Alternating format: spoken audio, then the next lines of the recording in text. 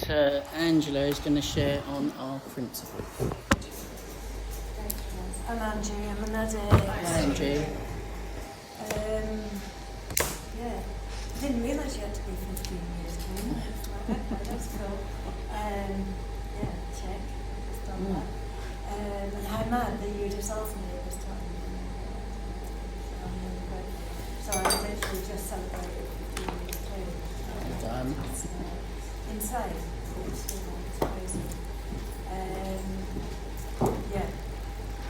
And I guess when I flicked through, because I didn't have a lot of morning, and I kind of then had to grab the Living Clean book in work, which someone can knit, because that's what they do, they knit, which was great, and I love it that much.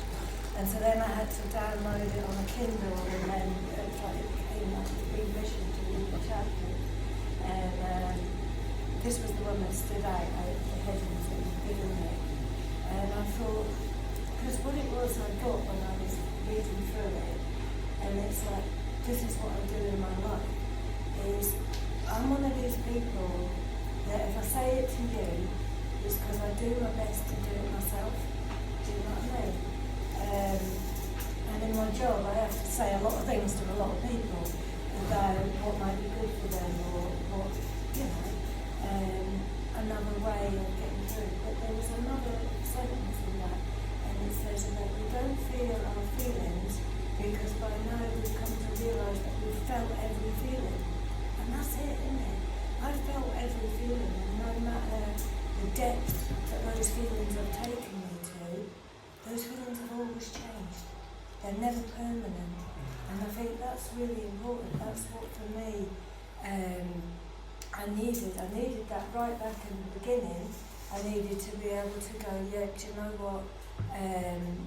1 minute I'll be crying and the next minute I'll be crying with laughter, but also that actually for me I've done a lot of work on myself. I've done a lot of work through the steps with Green and Gold, you know. I've kind of and I've done a lot of healing in my training, in my kind of profession, and so I've looked at myself inside out, upside down, black and blue, you know.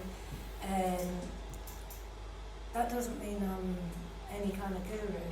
What it means is that I'm more aware of when something's difficult for me, you know.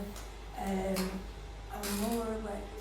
Though in that early days, you know, it was like, I didn't ever want to be up there, because I always knew I had to come crashing down, you know what I mean? And it was like, for me, it felt safer to be down there in that familiar kind of place that I knew how to navigate.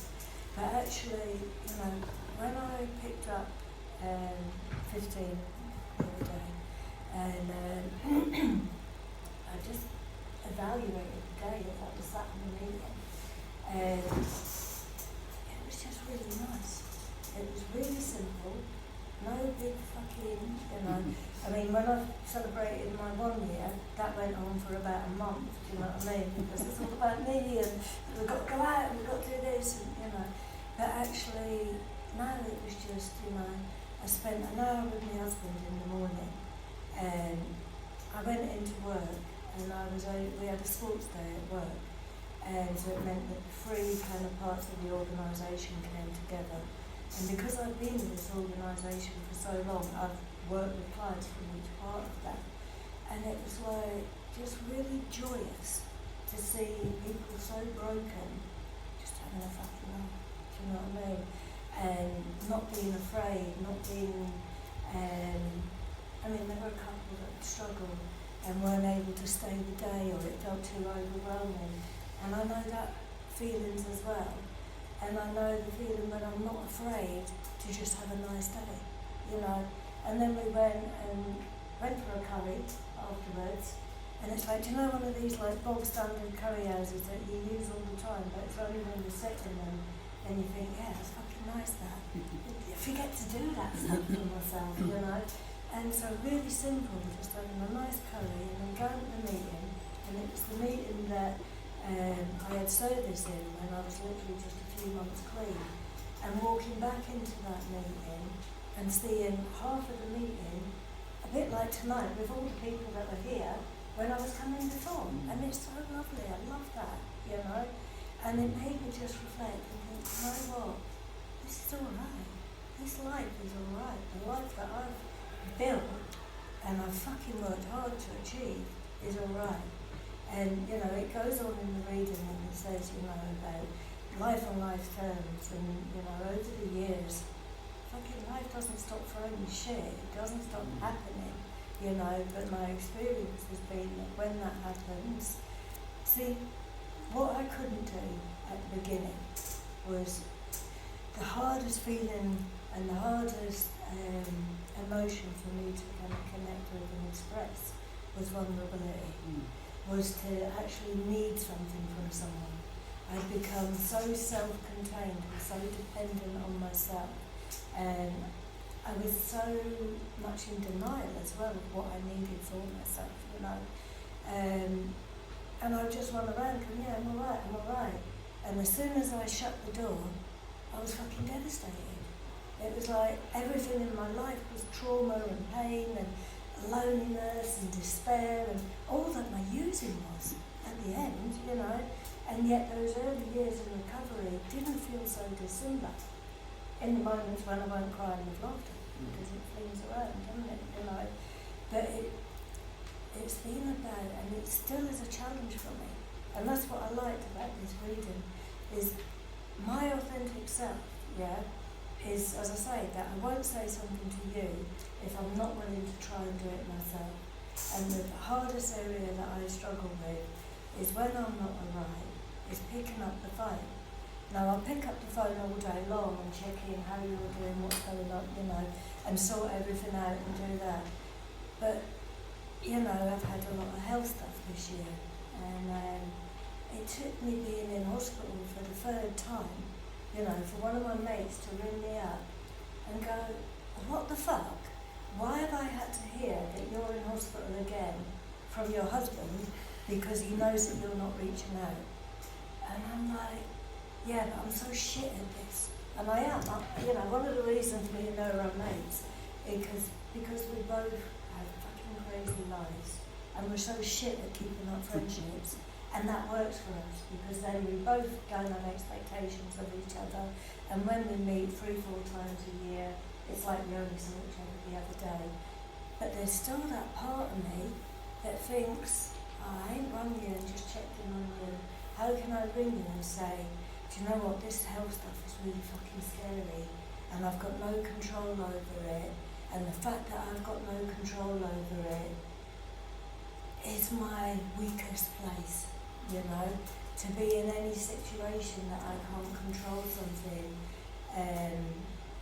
You know, I lived a life where, again, all those years that I couldn't control what was happening, my defence against that is to have this rigid fucking, nothing moves, nothing changes, you know.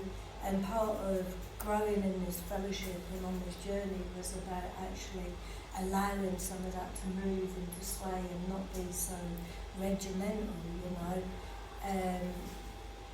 And it's been about checking in with myself when I find that need for control, you know. I'm not sure where I went with that or what that was about. It kind of took me to thinking about my other day, you know. But because that's been about control. You know, it's our 10th wedding anniversary next week, which is amazing, you know. When I came in, I was really lonely. I'd ended a long-term relationship and I didn't believe that I was ever going to meet someone or connect with someone, or that anyone would actually see anything in me that was worth sticking around for, you know. And so to have been with someone and been married with someone and wake up every day and have a laugh together and really enjoy our relationship, you know. So I wanted to celebrate that. I've been a bit lax over the years, and you know, the first couple of years it was like dinners up the shard, and a bit like the teen time celebrations, you know, as years go on and make no fuss about things. And you know, one of them was a £1 photo out machine at Blackpool Beach, that was stuck on a frame that's on the bedside, and that was the gift. That was, do you know what I mean? But this year I thought no, so I booked a lovely holiday, and I booked it in January because I'm the kind of person, as soon as I've had one holiday, I like to have the next one in the bank, and you know. I might rethink that after this kind of last few months. So I thought, go somewhere different, but I wanted somewhere that felt luxurious and really special. So I booked to go to Fujairah. I don't know if many of you know where Fujairah is, but it's United Arab Emirates. And so obviously straight into February, Donald Trump thinks it's a good idea to start a war. Everyone starts bombing fucking United Arab Emirates, and they stop all travel out there, but essential. So I've been trying to control Donald Trump, obviously, you know, that if I watch the news 24 hours a day, and you know, I'll be able to forecast and navigate. I've been trying to control Emirates because they're the ones that need to give me my money back, you know. And all this time, I've had no control. I've had no control over it. And I've had to sit in the unknown, and I've had to sit in the anxiety, because what if, you know? And it gets right up to, I mean, so we're going Saturday, yeah? And it was like a week and a half ago that I finally get to speak to Emirates. And I tell you what happened is they have to give me a refund. They have to cancel the holiday. That's what I've been waiting for. And I go straight back to this place like they're going to find out that I'm grafting them and that I'm not entitled to this, and you know. And I literally, by the time I came off the phone to them, I wanted to cry. And it's like, because all these months that I had been unable to control this war, unable to control Donald Trump, unable to, you know, and just having to accept and sit with that anxiety that I don't know. And any time anyone was saying, when are you going, I've got the all that stuff that, you know, my client, all of that I can't control, and I'm having to go, I don't know. And I was like, that's my vulnerable place. That takes me right back to all those years in early recovery where it had to be this meeting, that time, this commitment, you know. I mean, fuck me, if you was ever at the Elephant and Castle, you know, like, I'm going to say 13 years ago, I'm sorry, you know.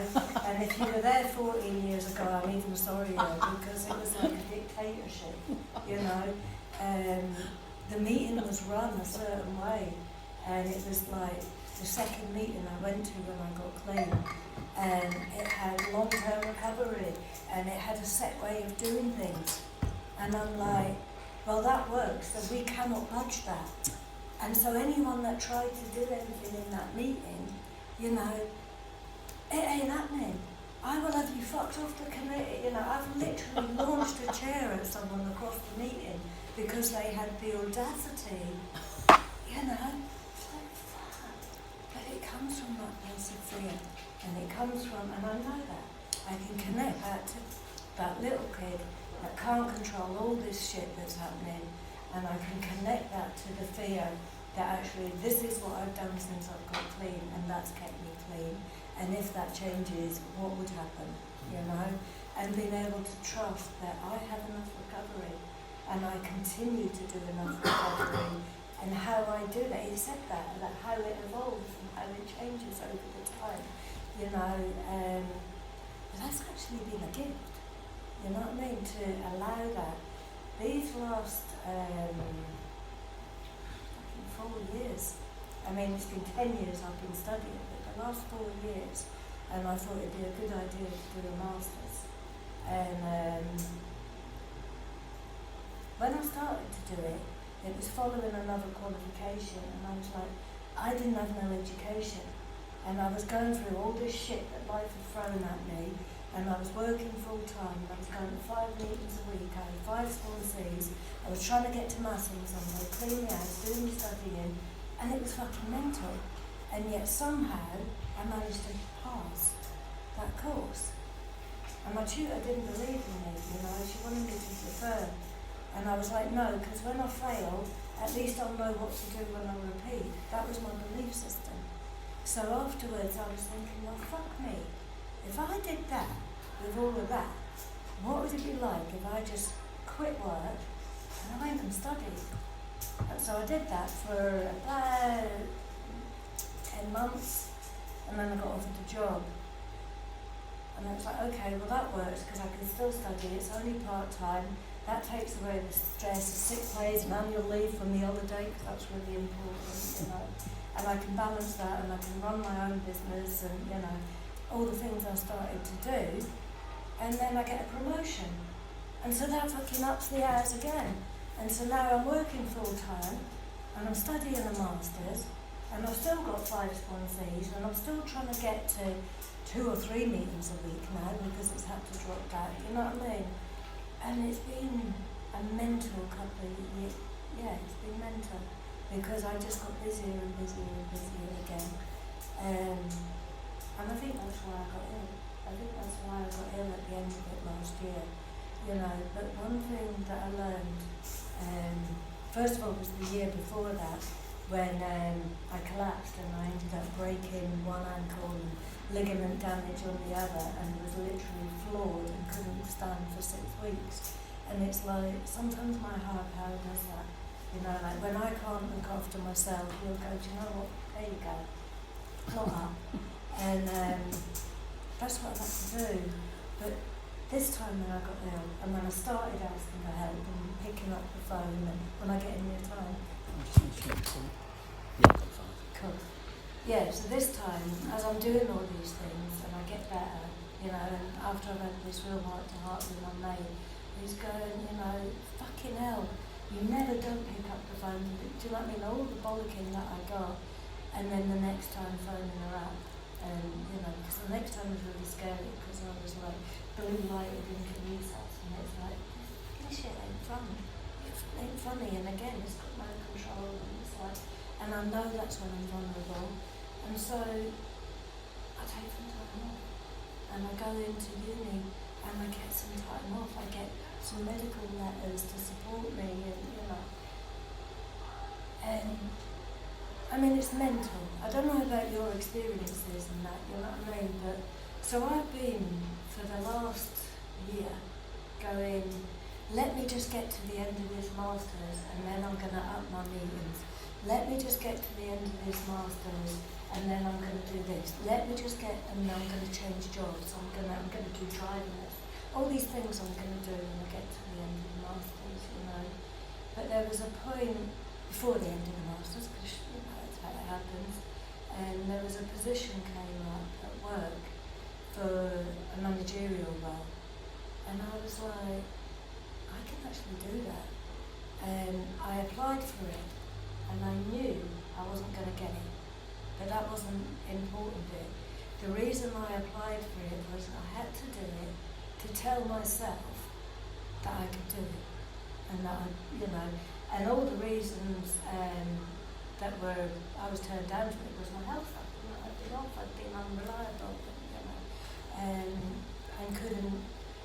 So I'm like, do you know what? Well, this is telling me something, and I need to get out, and I need to make a change, and you know.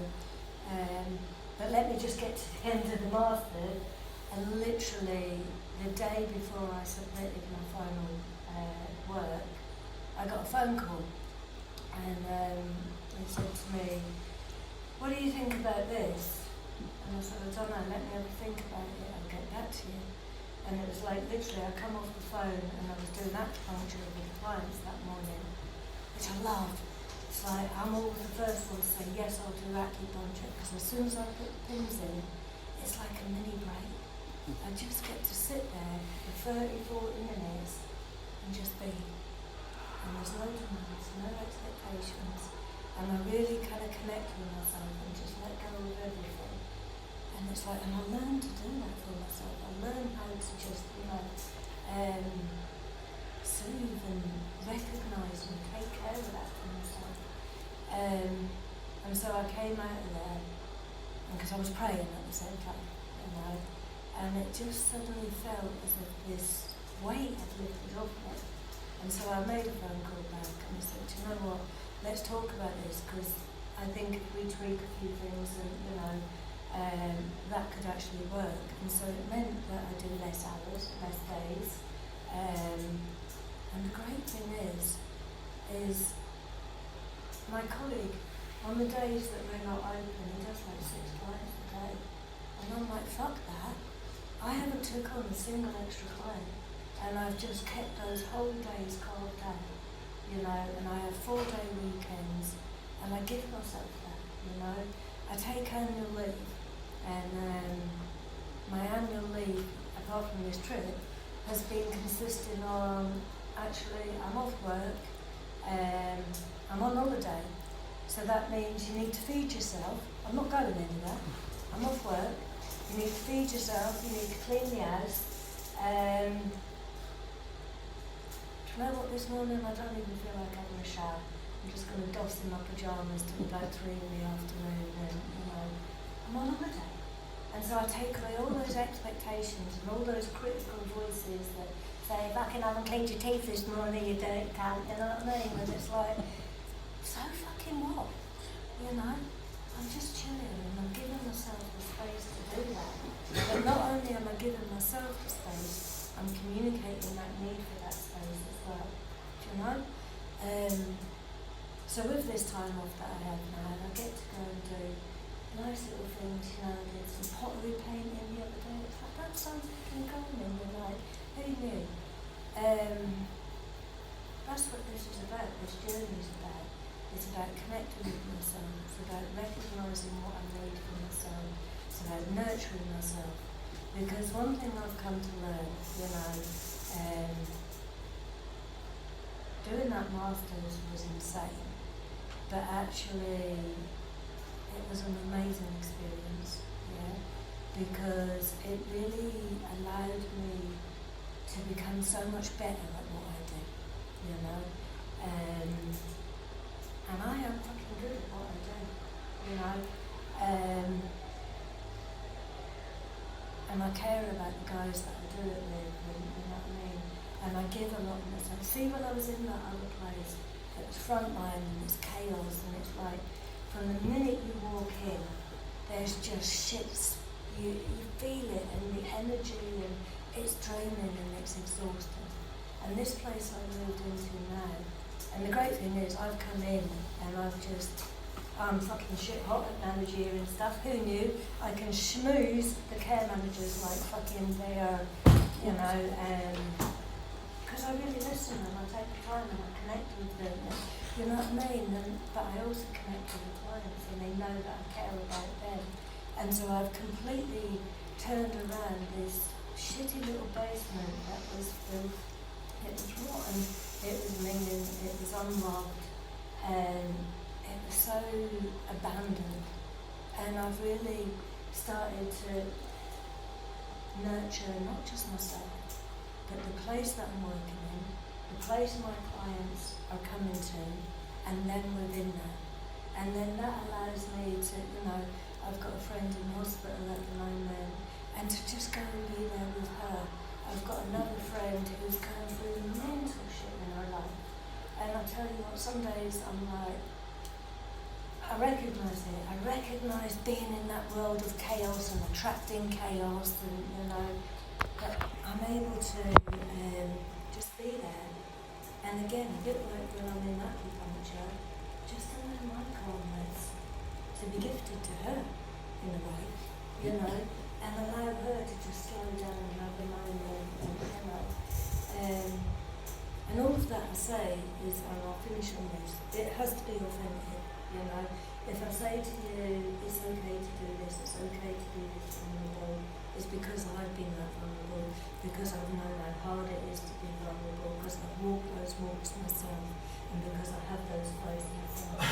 And the one thing that really stands true to my values in my recovery is my integrity, and it's always been a line that actually how I live and what I say and what I do is cohesive, you know what I mean? And that doesn't mean I'm not a cunt, it doesn't mean my husband doesn't get the short shit out of it, but it means that I recognise, and I might then go back and go, do do you know what? Yeah, I'm sorry. And then I go off and think about what that's about. So I hope that there's something in that that you can connect with. Thank you.